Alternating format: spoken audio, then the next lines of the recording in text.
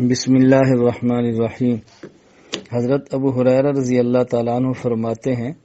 نبی کریم صلی اللہ علیہ وسلم نے ارشاد فرمایا، ان للہ تسعۃ و تسعین اسما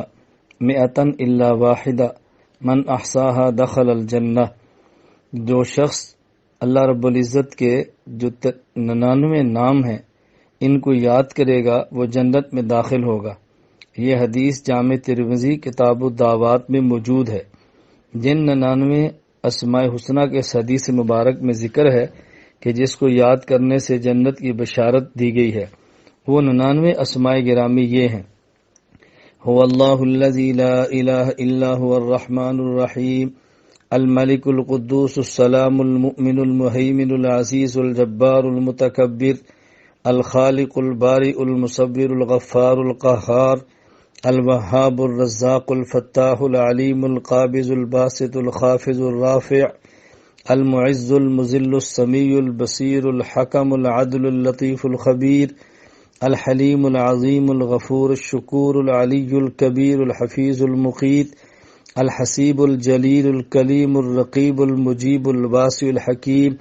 الودود المجید الباعث الشہید الحق الوکیل، القوی المتین الولی الحمید، المحصی المبدئ المعید الممیت الحی القیوم، الواجد الماجد الواحد الاحد الصمد القادر المقتدر المقدم المؤخر الاول الآخر، الظاہر الباطن الوالی المتعالی،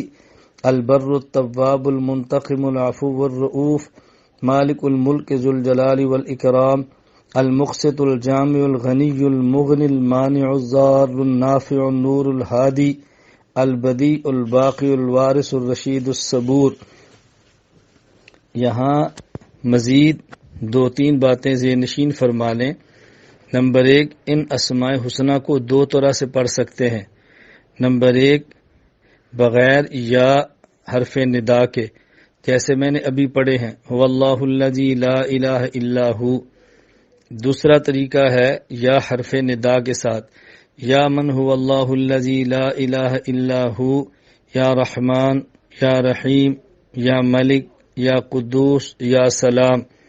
یا اکٹھا پڑھتے رہیں، یا من هو اللہ الذی لا الہ الا هو،